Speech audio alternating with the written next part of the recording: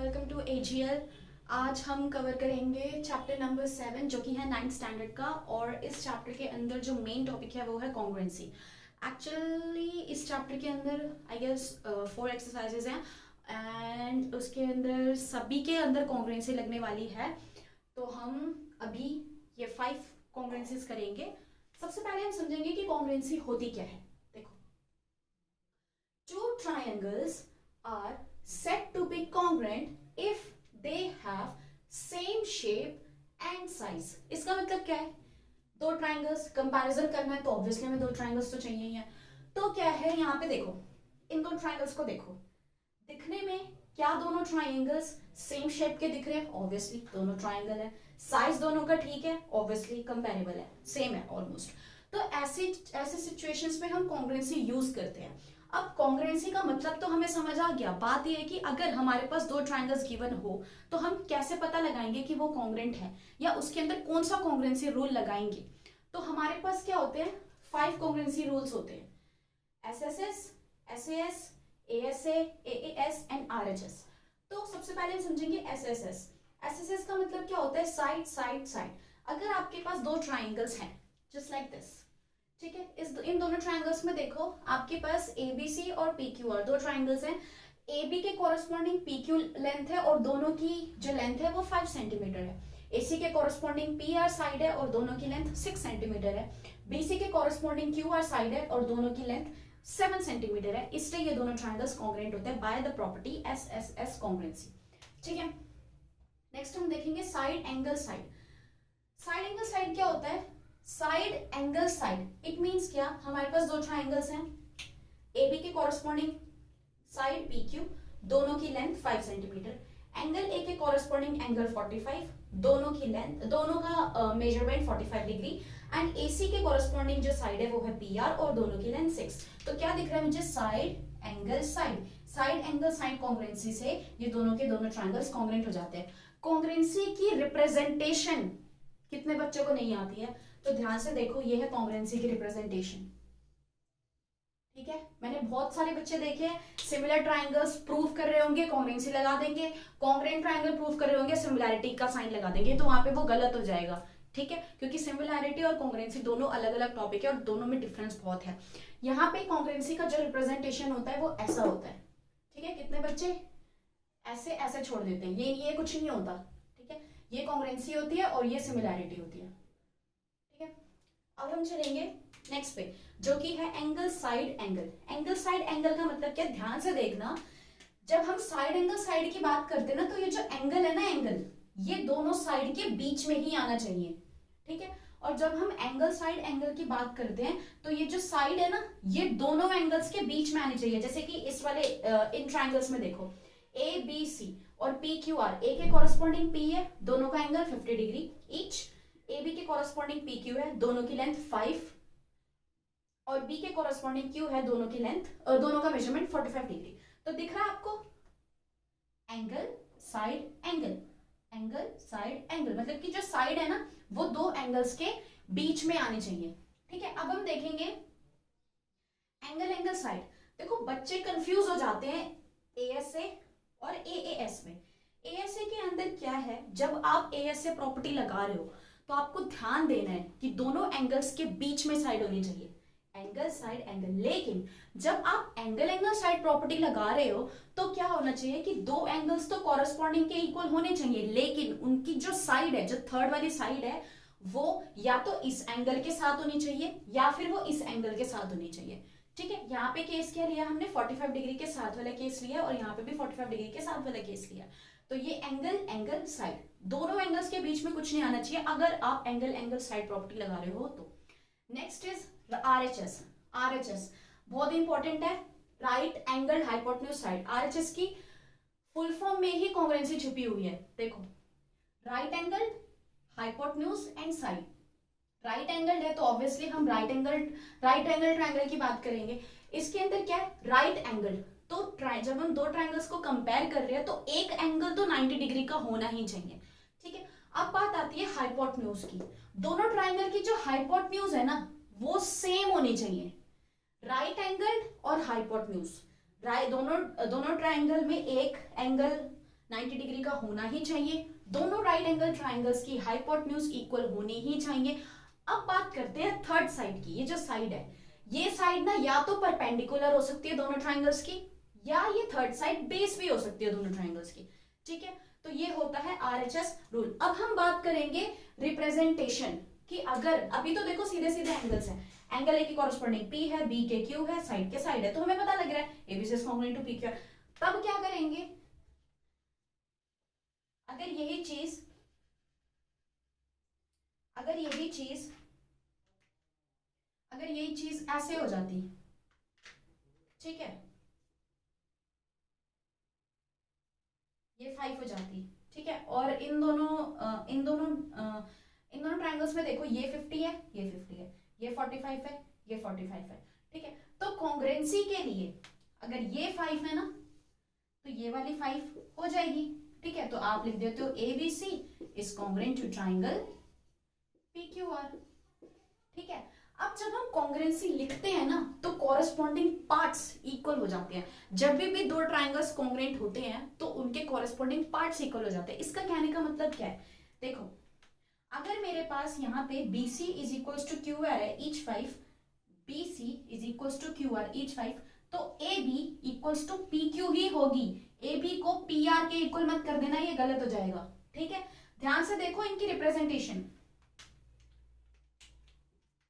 ये देखो ध्यान से, ABC है ना, ठीक है। यहाँ पे हम AB की बात कर रहे हैं, हमने दोनों ट्रायंगल्स को कॉन्ग्रुएंट प्रूव कर दिया। अब CPCD लगाने के लिए कौन से साइड ले, यहाँ पे देखो ये AB है ना, ठीक है।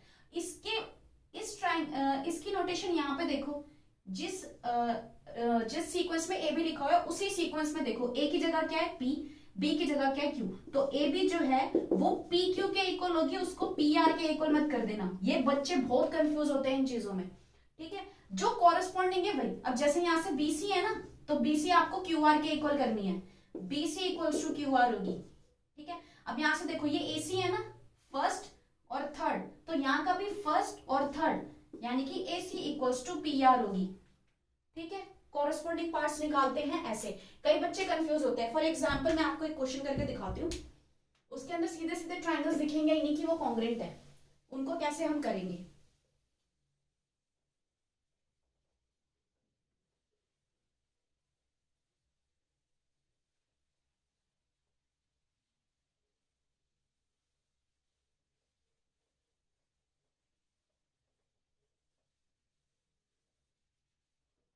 जैसे कि देखो, अगर आपके पास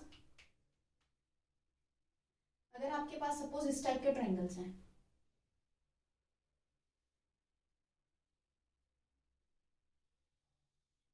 या फिर एक एनसीईआरटी का क्वेश्चन करा देते हो, उससे समझ आ जाएगा।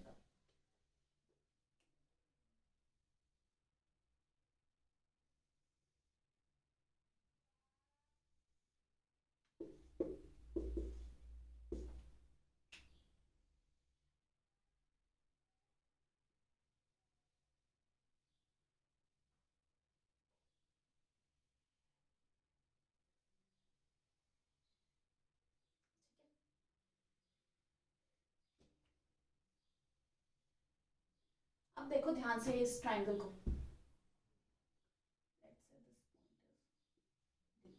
अगर आपके पास इस टाइप का ट्रायंगल गिवन हो, ठीक है, आपको सिर्फ इतना बोल रखा है कि ये जो एबीसी ट्रायंगल है ना, ये एक आइसोस्केलस ट्रायंगल है, ठीक है, इतना बोल रखा है, ये एक आइसोस्केलस ट्रायंगल है, और जो एडी है ना वो बाइसेक्टर है एंगल ए का। Suppose it is given, given क्या क्या है, गिवन क्या क्या है कि ट्रायंगल एबीसी जो है वो एक आइसोस्केलस ट्रायंगल है, आइसोस्केलस ट्रायंगल है, और एडी जो है वो बाइसेक्टर है एंगल बीएसी का, ठीक है। हमें क्या करना है, हमें शो करना है, शो या रहने दो, शो नहीं करना, हमें बीडी को सीडी के इक्वल दिखाना है, बीडी को सीडी के इक्वल दिखाना है। कैसे होगा, to show BD equals to CD, कैसे होगा, ध्यान से देखो। आइसोस्केलस ट्रायंगल क्या होता है, a triangle with two of its sides with equal measurement is known as isosceles triangle। तो यहाँ पे क्या है, आइसोस्केलस ट्राइंगल है, तो obviously A B equals to A C होगी, गिवन। प्रूफ करेंगे कैसे, in triangle A B D and triangle A C D. देखो तुम्हें बीडी को सीडी के इक्वल करना था ना, हम बीडीसी भी ले सकते थे, बीडीसी भी ले सकते थे, लेकिन और कई कई बच्चे मैंने देखे हैं एक्स्ट्रा दिमाग लगाएंगे, जैसे यहाँ से इसको डॉट डॉट डॉट डॉट को ज्वाइन कर देंगे, ठीक है, फिर इन दोनों ट्राइंगल्स को लेंगे। अब दीदी आगे कैसे होगा, क्यों करना है, जब साफ दे रखा है कि एबीसी आइसोस्केलस ट्राइंगल है तो दो साइड इक्वल को इनको लो ना, थर्ड वाले का तो रोल ही नहीं है, तो ये एक्स्ट्रा काम करना क्यों है, ठीक है। आप इन दोनों ट्राइंगल्स को ले लो, एबीडी और एसीडी, इनको करके भी तो इन दोनों ट्राइंगल्स में भी तो बीडी और सीडी आ रही है, यहां से भी तो हम इक्वल प्रूफ करवा सकते हैं इनको, कॉन्ग्रेंट अगर हमने दिखा दिया तो एबीडी की बात अगर हम करें तो ध्यान से देखो, क्या AB is equals to AC है, आइसोस्केलस ट्राइंगल है ना, because ABC is isosceles triangle, ठीक है। नेक्स्ट देखो, क्या angle BAD is equals to angle CAD होगा, क्यों होगा, because AD is bisector of triangle ABC, of angle BAC, ठीक है, AD is bisector of angle BAC। Next देखो, क्या AD इक्वल्स टू AD है, कॉमन, ठीक है, तो हमें क्या मिल रहा है, side, this angle and this side, क्या मिल रहा है हमें, क्या मिल रहा है कि by side angle side congruency, triangle BAD is congruent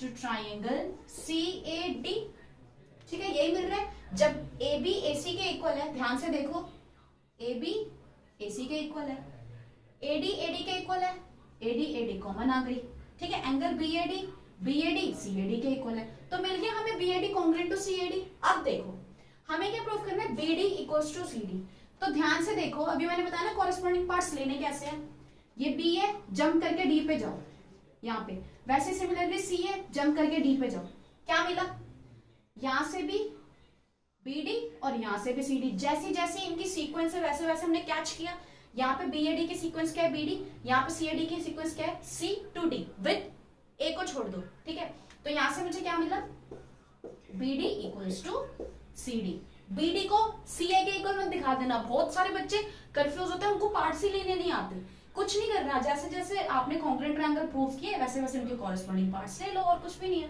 तो BD इक्वल्स टू CD आ गया, ये कहां से आया, बाय CPCD। तो मैंने आपको बता दिया कि ट्रायंगल्स के कॉरेस्पॉन्डिंग पार्ट्स लेने कैसे आए, वो आपको समझ आया हो। और अच्छा, बाइसेक्टर का मीनिंग मैंने भी समझाया ना, देखो बाइसेक्टर क्या होता है, ये बाइसेक्टर क्या होता है, अगर आपके पास कोई एंगल है ना, ठीक है, सपोज ये है ABC ट्रायंगल है और AD आपको बाइसेक्टर दे रखा है एंगल लेगा, तो बाइसेक्टर का मतलब क्या होता है, जो किसी चीज को दो इक्वल पार्ट्स में डिवाइड कर दे, जैसे कि AD है ना, AD is bisector of BAC, तो BAC एंगल को सिर्फ दो पार्ट में डिवाइड कर दिया, अगर BAD थीटा है तो CAD भी थीटा होगा, ठीक है, ये मतलब होता है बाइसेक्टर का, इसलिए मैंने यहाँ पे इन दोनों एंगल्स को इक्वल किया था, ठीक है। आई होप इतना जितना मैंने करा आपको समझ आ गया होगा। आगे का एजे लैब पे सब कुछ अवेलेबल है, तो आपको वहां से अगर और भी चीजें इस टाइप की जाननी हो तो आप एजे लैब पे जा सकते हैं। Thank you.